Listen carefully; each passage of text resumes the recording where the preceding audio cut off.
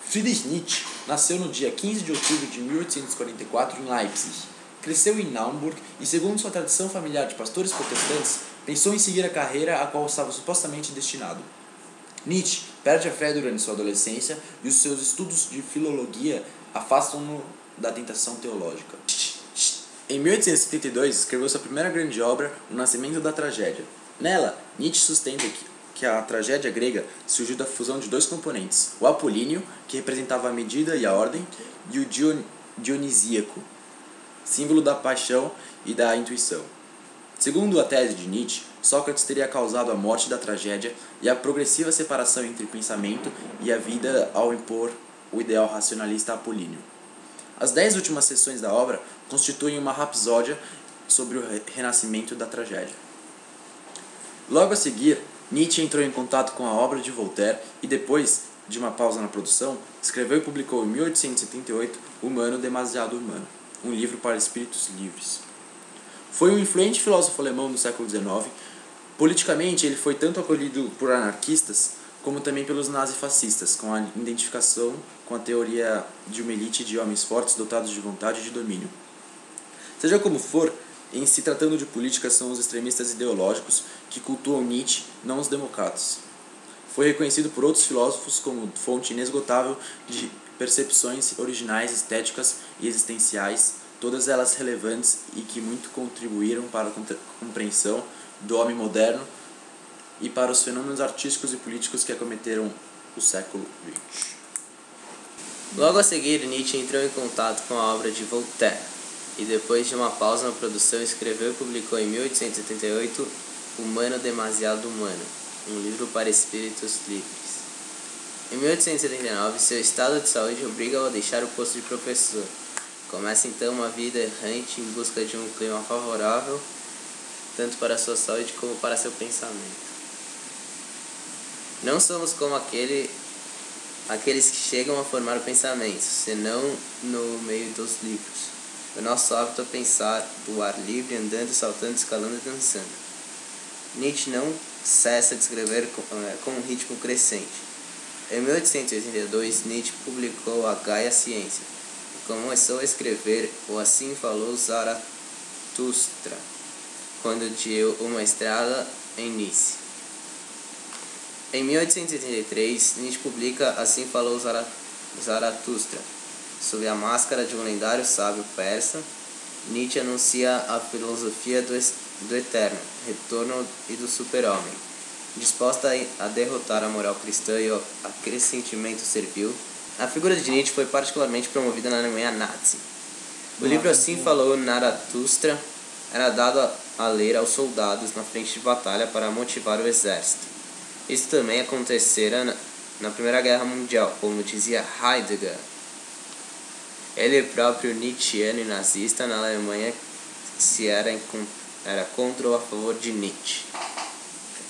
Todavia, Nietzsche era explicitamente contra o movimento antissemita, posteriormente promovido por Adolf Hitler e seus partidários. A respeito disso, pode-se afirmar a posição do filósofo. Antes direi no ouvido dos psicólogos, supondo que desejam algum dia estudar de perto o ressentimento. Hoje esta planta floresce de modo mais esplêndido entre os anarquistas e antissemitas. Aliás, onde sempre floresceu, na sombra, como a violeta, embora com outro cheiro. Tampouco me agradam esses novos especuladores em idealismo, os antissemitas, que hoje reviram os olhos de modo cristão, ariano, homens do bem, e através do abuso exasperante do mais barato meio de agitação, a afetação moral, buscam incitar o gado dos chifres que há no povo. O sucesso de Nietzsche, entretanto, sobreveio quando um professor dinamarquês leu a sua obra, Assim Falou Zaratustra, e por conseguinte tratou de difundi-la em 1888. Nesse mesmo ano, produziu uma enxurrada de obras, entre elas o Et Homme e o Anticristo. Como se não bastasse uma crítica a toda a tradição filosófica, estende-a também à metafísica, que transporta suas respostas para um plano que está para além da realidade. Com essa crítica metafísica, propõe ao ser humano que ele seja o seu criador, seja responsável por criar um mundo mais autêntico e sem fábulas, sem projetar sua vida para algo que esteja fora dessa realidade. O filósofo chega à conclusão de que a moral é uma interpretação que busca atender às necessidades e interesses pessoais. As máscaras da sociedade. Nietzsche quis ser o grande desmascarador de todos os preconceitos e ilusões do gênero humano, aquele que ousa olhar sem temor aquilo que se esconde por trás dos valores universalmente aceitos, por trás das grandes e pequenas verdades melhor assentadas. E assim, a moral tradicional, a religião e a política não são para ele nada mais que máscaras que escondem uma realidade inquietante e ameaçadora, cuja visão é difícil de suportar. Nietzsche golpeou violentamente essa moral que impede a revolta dos indivíduos inferiores, das classes subalternas e escravas contra a classe superior e aristocrata, que por um lado, pelo influxo dessa mesma moral, sofre de má consciência e cria a ilusão de que mandar é por si próprio, por si mesmo, uma forma de obediência. A modernidade. Para Nietzsche, o homem é uma individualidade irredutível. Era um crítico das ideias modernas. Para ele, os ideais modernos como democracia, socialismo, igualitarismo, emancipação feminina eram expressões da decadência do tipo homem. Por essas razões, é por vezes apontado como um precursor da pós-modernidade, o anticristo. Nietzsche, sem dúvida, considera o cristianismo e o budismo como as duas religiões da decadência, religiões que aspiram ao nada, cujos valores dissolveram a mesquinhez histórica. Não obstante, também se auto-intitula ateu. Para mim, o ateísmo não é nem uma consequência, nem mesmo um fato novo. Existe comigo por instinto, dizia Nietzsche. Sua crítica ao cristianismo baseia-se na discussão e na sua luta contra os dogmas, que, segundo ele, devem ser negados, pois são questões que não entram em discussão, por isso opõe-se ao crivo da razão, gerando um homem submisso ao mundo de ilusões, como, por exemplo, o sentimento de culpa a partir dos supostos pecados que cometemos.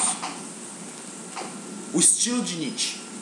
Seu estilo aforismático, escrito em trechos concisos, muitas vezes de uma só página, e dos quais são pinçadas máximas. Muitas de suas frases se tornaram famosas, sendo repetidas nos mais diversos contextos, gerando muitas distorções e confusões. Utiliza-se da genealogia como um método de decifração, volta ao passado, para descobrir a origem dos nossos valores. Acabou já?